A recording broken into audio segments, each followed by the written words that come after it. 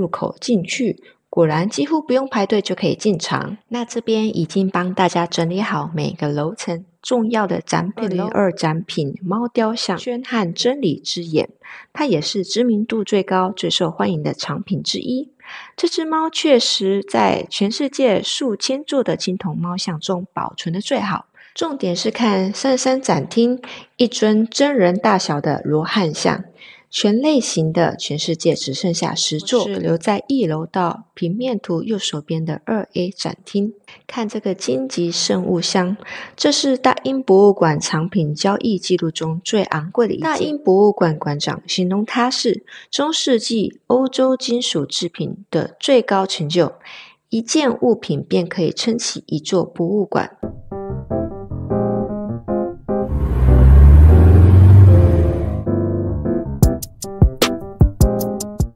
Hello， 大家好，欢迎来到荔枝欧洲生活的频道。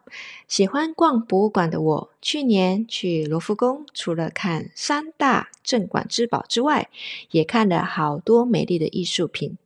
那在排伦敦行程的时候，刚开始想说罗浮宫我都看过了，还要去看大英博物馆吗？研究了一下，发现他们的馆藏不大一样，所以还是排进行程。顺便跟大家分享跟罗浮宫的比较。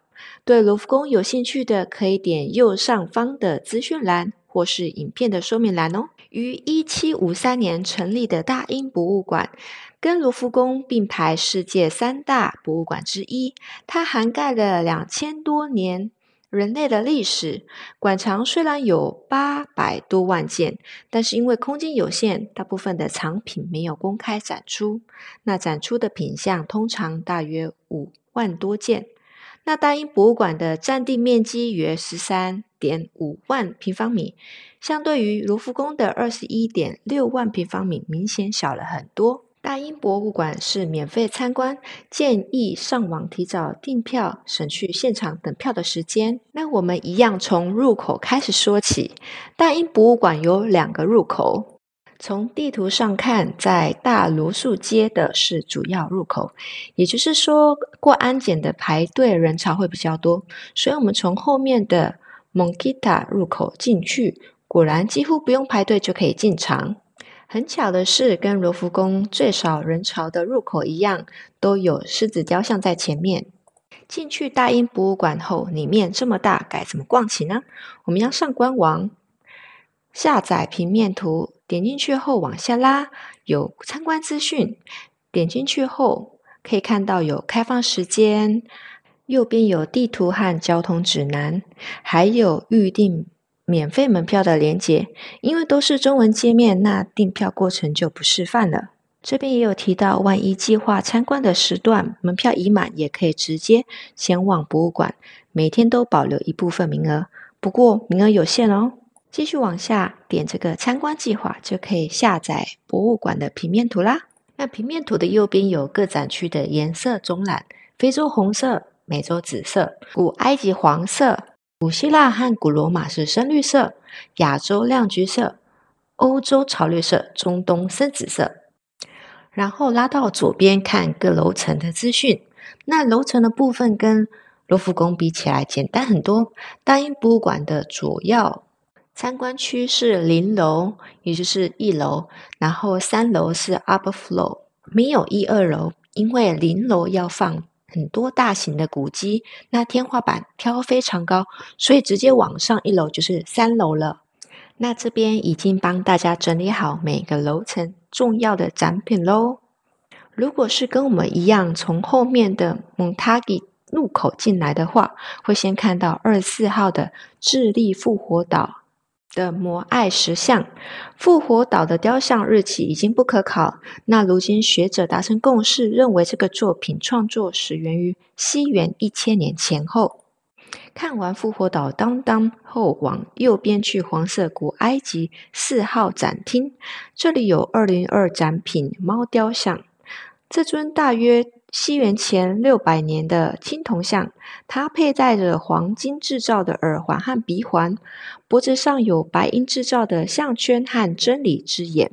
它也是知名度最高、最受欢迎的藏品之一。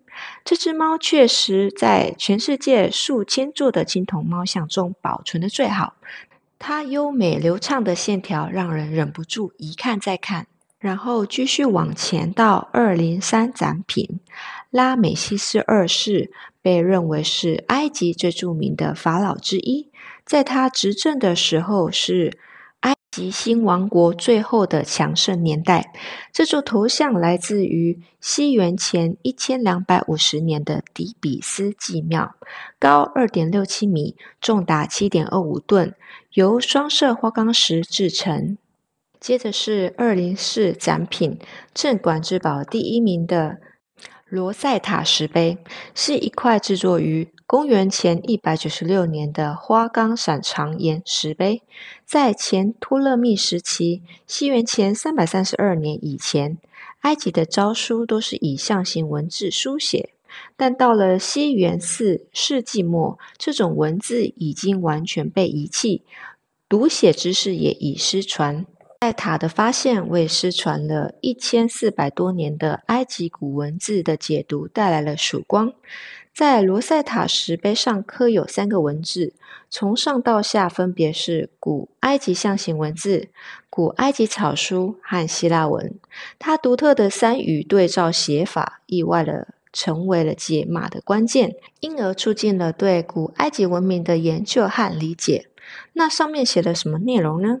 主要是叙述托勒密五世自父亲习得的王位的正统性，以及他贡献的许多善行。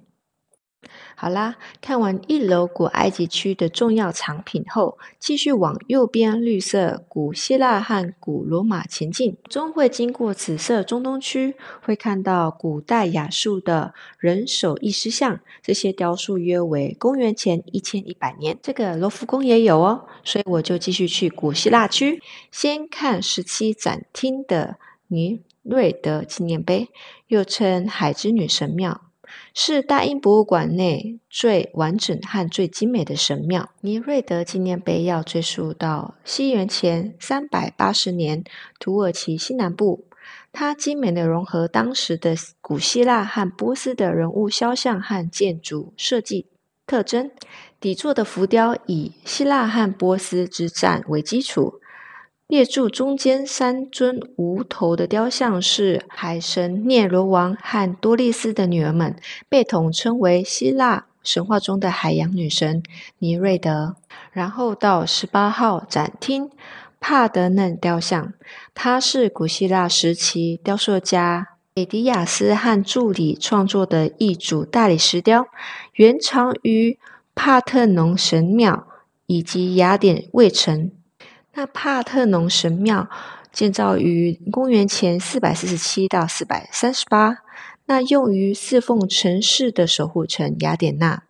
那希腊政府最近30年一直希望把这些将近2500年历史的帕德嫩石雕归还给希腊人民，因为其他希腊和古罗马雕像在卢浮宫也有，所以我只看了这2个展厅就回到了24展厅的爱摩石像。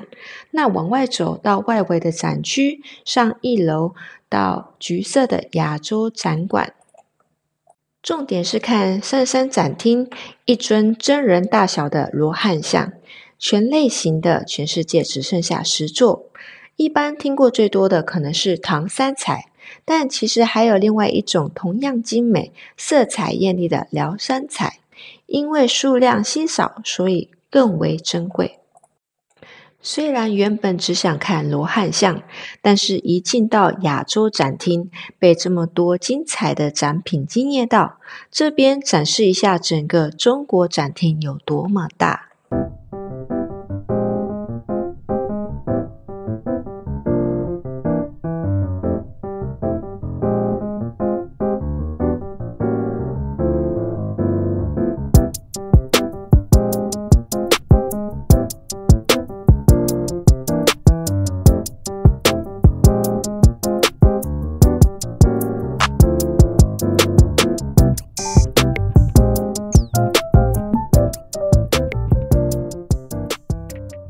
这3尊菩萨像壁画源自于河北清凉寺，始绘于1424年，最后完工于1468年，由五台山真人完成。接着，这是唐朝将军刘廷逊墓中出土的13件三彩陪葬俑。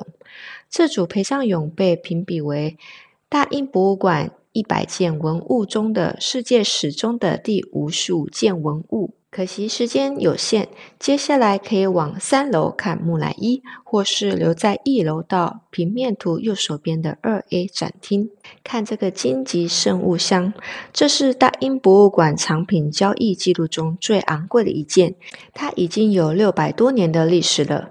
大英博物馆馆长形容它是中世纪欧洲金属制品的最高成就，一件物品便可以撑起一座博物馆。整个圣物箱都是由黄金和珠宝做成的，做工精致，头发、胡须、树叶的雕刻都非常的传神。再加上价值无可估量的基督教圣物荆棘，因此荆棘圣物箱被称为大英博物馆最贵重的藏品。那荆棘在哪边呢？先看到中间有一颗非常大的蓝宝石，那在蓝宝石上竖立着一根细长的尖刺，这就是基督教的荆棘。据说在耶稣钉上十字架前，他被戴上了由荆棘王冠，而这只荆棘就是来自耶稣受难所戴的金冠。那荆棘刺穿了他的额头，让他流下了圣血。那除了圣物箱，整个展厅也是金光闪闪的。好啦，大英博物馆的馆藏太精彩了，光简短介绍1楼的镇馆之宝就讲了10分钟，下一集继续介绍3楼的精彩展品。希望你喜欢我的影片，别忘了按赞、订阅、加分享，我们下次见，拜拜。